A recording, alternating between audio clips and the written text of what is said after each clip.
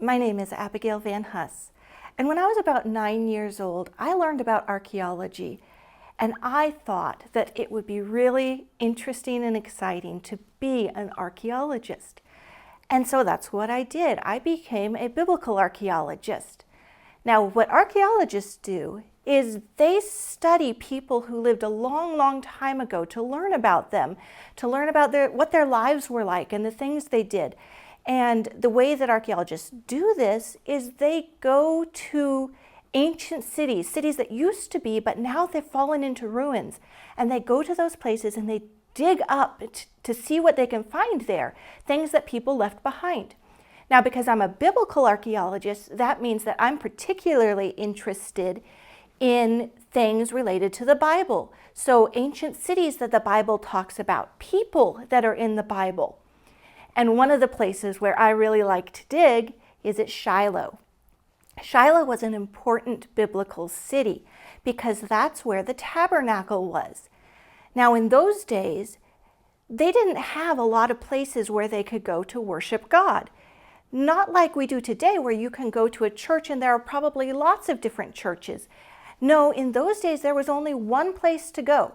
You had to go to Shiloh, and that's where the tabernacle was, and that's where you could worship God. Now, there was a lady named Hannah, and when she was at Shiloh worshiping God, she prayed because, you see, Hannah didn't have any children, and she really wanted children. And so while she was at Shiloh, she prayed, and she asked God to give her a son. And God did. A little while later, she had a baby boy, and she named him Samuel. And Samuel grew up to be one of the very important leaders of Israel. So when I go to Shiloh and I dig there, I find things from the time of Hannah and Samuel and from a lot of other times, because Shiloh was an important place for many, many years, not just during one period.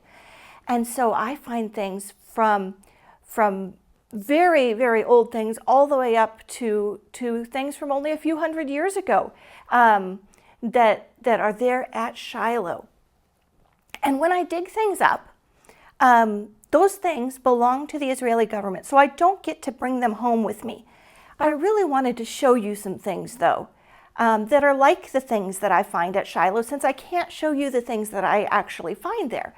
And so what I did is I borrowed some things from a museum collection so that I could show you some of the fun things that are like things that I find at Shiloh. Now, a lot of the things that we find are just broken pieces. So, for example, sometimes we find pieces of glass, just really fine, thin, broken pieces. Did you know that glass was invented a very long time ago? They had glass in the time of Jesus. That's pretty cool. And we find lots of broken pieces of pottery. This is ceramics. This one is a piece of a big storage jar. See the handle? And it would have had two handles, and you could carry it or hold it by those. This one, this is the bottom of a bowl. You see how it would sit nice and flat on a surface? And this big piece, look at this big one. This is the top of a cooking pot.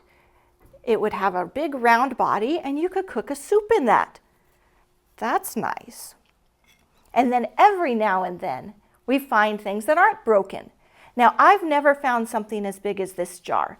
This jar is very nice and big, and this was probably a water jug. Somebody, when they needed water, they could pour it out of this like a pitcher.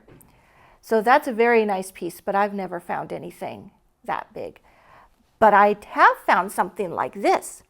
This is an oil lamp, and this was what they used for light, because in those days, they didn't have electricity, so they couldn't just flip a switch to get light, and they didn't even have candles.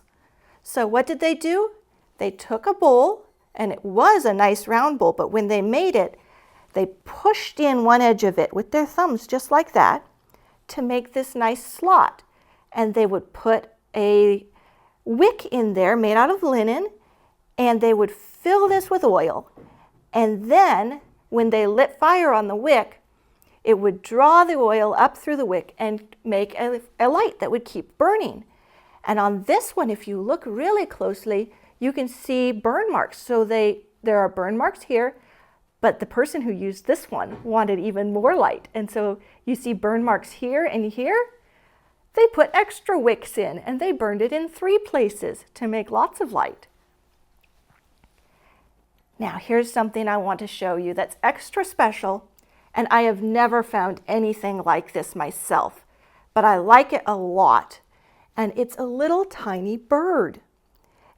At least that's what it's shaped like, but it's made out of ceramic. And it's not just any bird, it's a special one because it has holes in it that make it into a whistle.